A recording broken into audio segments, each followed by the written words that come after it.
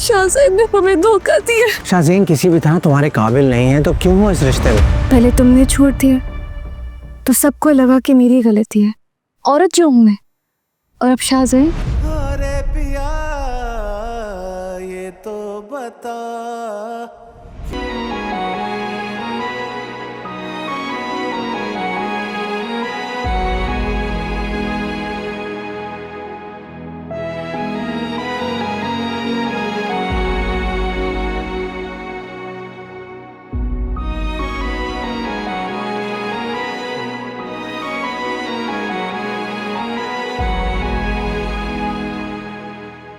देखो बेटा, मियाँ बीवी में लड़ाई झगड़े होते रहते हैं और वहाश को तो तुम भी अच्छी तरह से जानती हो और अशर भी।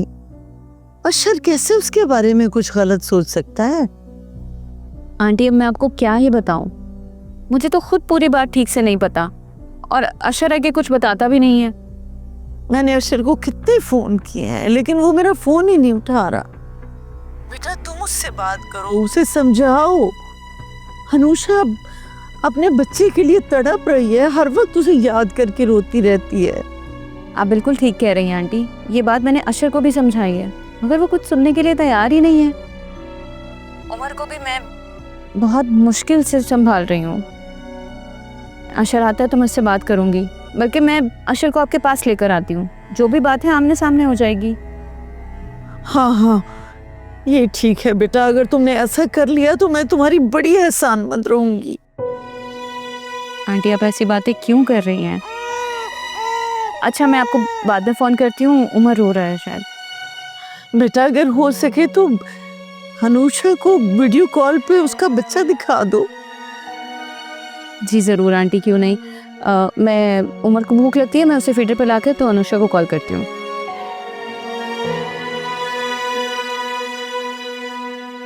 मुझे तो ये समझ नहीं आ रहा कि आपने उसको पुप्पो के घर जाने क्यों दिया। वहां जाके सब कुछ बता देगी वो। और क्या करती मैं शाहज़ैन, उसको जबरदस्ती रोक लेती ताकि तुम उसको और मारते पीटते। मुझे साइको का है और मैं उसे अब बताऊंगा कि साइको होता क्या है, पागलपन होता क्या है। खुदा के लिए बस कर दो शाहज़ैन, तुम्हारा वाकई दिमाग खराब हो गया है। तुम उसको प्यार से भी समझा सकते थे, ये सारी बात मोहब्बत से बात कर सकते थे, लेकिन नहीं, तुमने तो उल्टा गुस्सा किया और हाथ उठाने की कोशिश की उस पर। ये सारी गलती जो है ना आपकी है।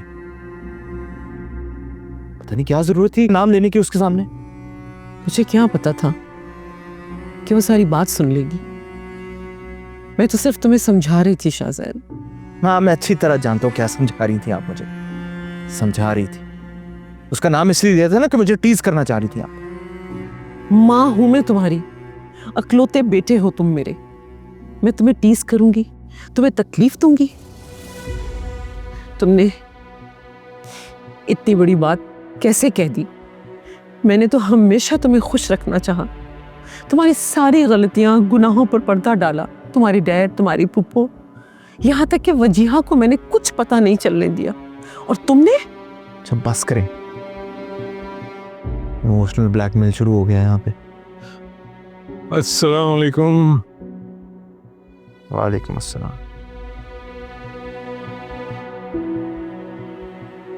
आओ।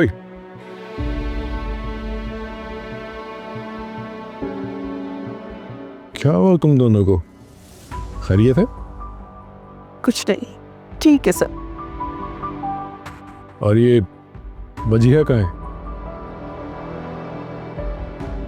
वजीहा, वजीहा वजिया नहीं है। कहाँ गई? मैं उसके लिए खाने की उसकी पसंद की चीजें लेकर आया हूँ।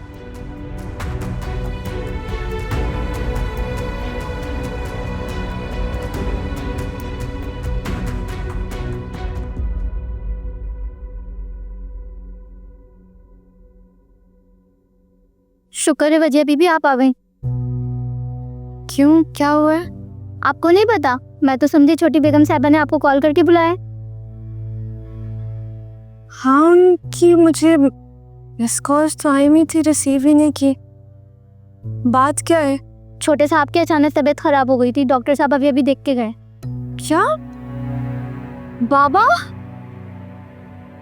अरे भाईजान, भाभी आप लोग खड़े क्यों हैं? बैठ जाए। अब पहले से काफ़ी बेहतर हूँ मैं। नहीं तो मुझे ये बताओ, ये सांस लेने में जो तुम्हें तकलीफ हो रही है, ये प्रॉब्लम तुम्हें कब से है? बताया क्यों नहीं तुमने हमें? भाईजान बिल्कुल सच बता रहा हूँ, मुझे भी अंदाजा नहीं था। मैं तो समझ रहा था काम की वजह से या शायद चलने फिरने की वजह से थकान हो जाती है, लेकिन तबीयत इतनी अचानक खराब हो जाएगी बिल्कुल नहीं पता था। अच्छा सोहेल, अब तुमने किसी चीज़ की फिक्र नहीं करनी है। ऑफिस, कारोबार वगैरह जो भी है वो सब मैं लुक आफ्टर कर लूँगा। सिर्फ रेस्ट करना है तुमने, सुन लिया? शुक्र है फारूक भाई को ख्याल तो आया। फारूक, डॉक्टर ने आराम के लिए कहा है सोहेल को। चले हम चलते हैं। सोहेल, तुमने कुछ भी खाना हो तो मुझे बता देना, मैं बना दूंगी। अच्छा फौजिया, किसी भी चीज़ की ज़रूरत हो बिला झिझक मुझे बता देना, ठीक है? जी जी ज़रूर बता दूंगी। रेस्ट करना है प्रॉपर, हाँ? चल।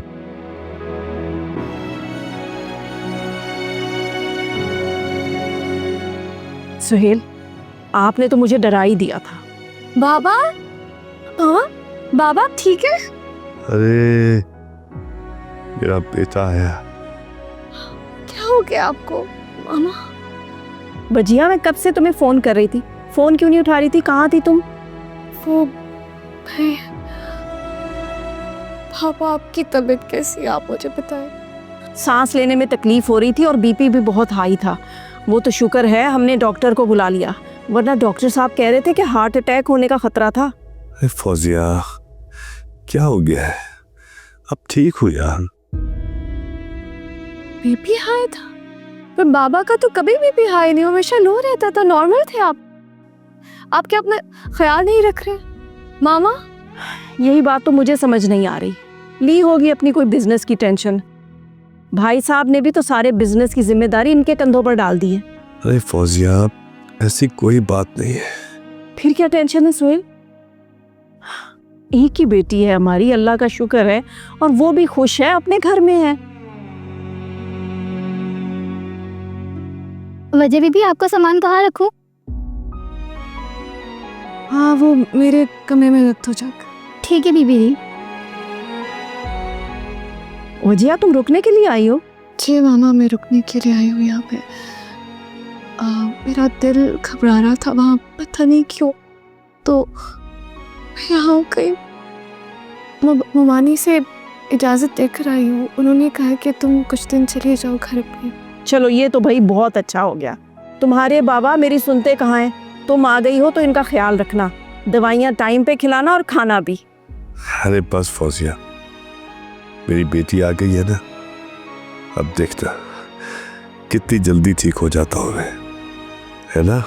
हाँ इंशाल्लाह बाबा, मैं आपका ख्याल रखूँगी।